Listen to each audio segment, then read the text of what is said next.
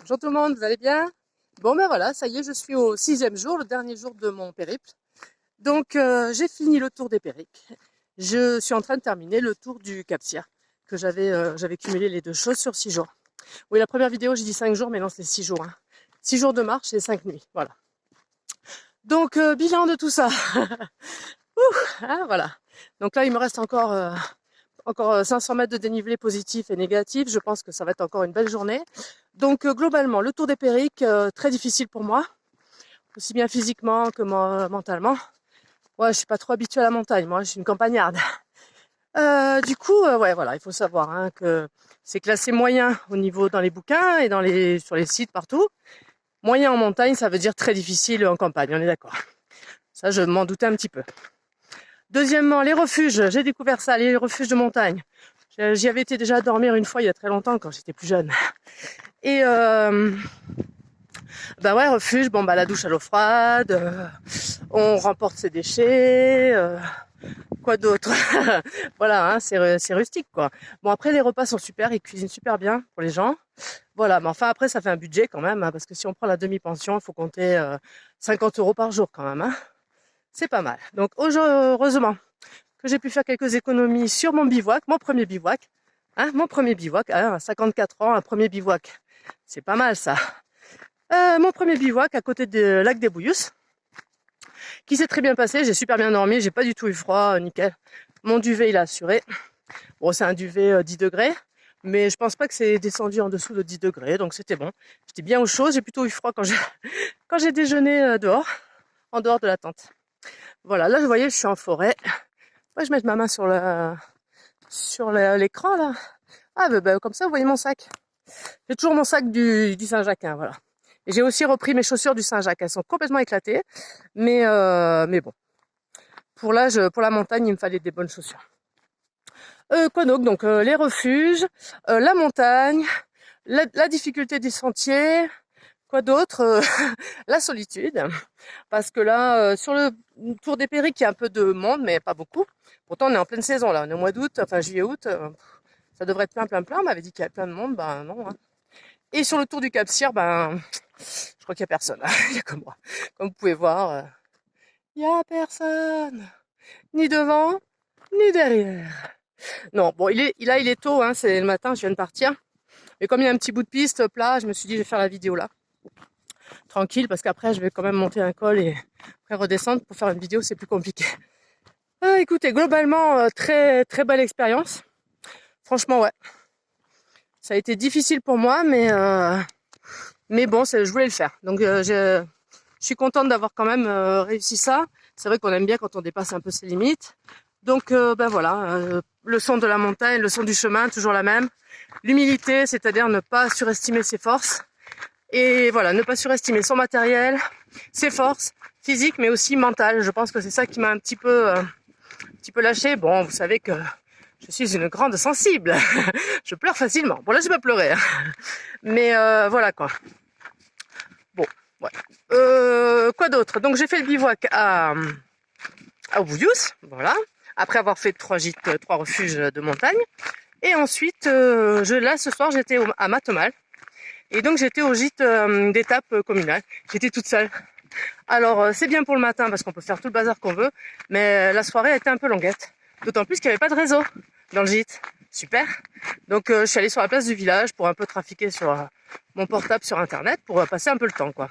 J'avais plus de bouquins, j'avais fini mon bouquin. Je l'avais laissé au refuge, bon bref. La soirée était un peu longue, mais bon, je me suis bien reposée parce que j'avais les jambes, je vous dis pas, je commence à avoir des courbatures. Moi qui n'en ai plus eu depuis au moins 10 ans, là j'ai des courbatures sur ces randos. Donc voilà, donc là je suis dans la vallée de Matomal. Je me dirige vers Puy-Valador, là où est ma voiture, j'espère qu'elle y est toujours, parce que ça aussi c'est un petit souci qui nous était déjà arrivé avec moi et mon mari et moi. Alors attendez, je regarde les panneaux. Là je suis col de Sansa, je vais. Col de Sansa, c'est mon premier col. À combien? Ah oui, 4 km quand même.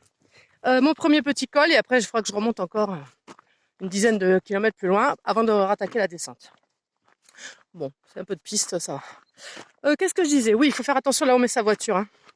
Parce qu'une fois, nous, on avait fait le tour On était garé à Florac et on faisait le tour du mont Lozère, là. Et quand on est revenu, il y avait un vide-grenier et la voiture était coincée au milieu du vide-grenier. Avec un gros panneau dessus, on allait se prendre un PV, quoi. Et dans pas longtemps, ils allaient passer là avec la fourrière. Donc, ouais, c'est pour ça que je me suis bien... j'ai pris mon temps en arrivant à Puy-Valador de bien choisir où je mets ma voiture. J'ai même demandé à la dame de la mairie où c'est que je pourrais la garer. Parce que là, si on la gare mal et qu'après, en arrivant, on peut pas récupérer sa voiture, quelle angoisse. Bon, voilà, écoutez, je vous conseille donc de faire le tour des Périques si vous êtes un peu costaud en montagne. Après, ça peut se faire tout seul en 4 jours. Ça part des Bouillus, je crois. Voilà. Et sinon, le tour du Cap-Cyr, plus tranquille, enfin, entre guillemets, hein, c'est quand même sacrée montée. Hier, j'ai fait la montée au lac d'Aude. Il y a quand même une grosseur de montée dans les cailloux. Après, à l'arrivée, c'est très très beau. Donc voilà, le Cap-Cyr, si vous ne connaissez pas la montagne, commencez par le Cap-Cyr. C'est 4 jours.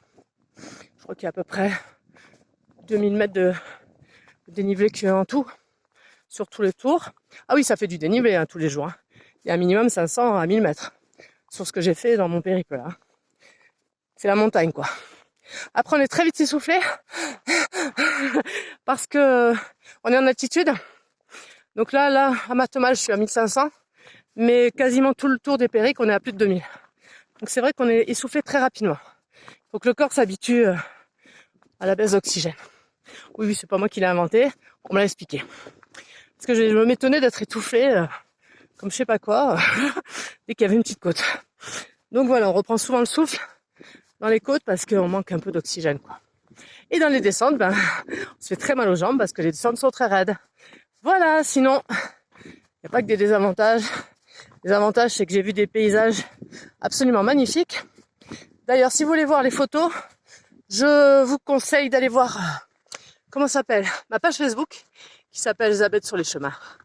Voilà, comme ça, je mets quelques photos aussi que je fais avec le portable. Ça vous donne un petit aperçu du trajet, quoi. Voilà, et n'hésitez pas à vous abonner à ma chaîne. Et oui, il faut le dire, il paraît qu'il faut le dire quand on est youtubeuse. Je suis youtubeuse? Non, je crois pas. Bon, je vais vous laisser parce que je suis vraiment essoufflée.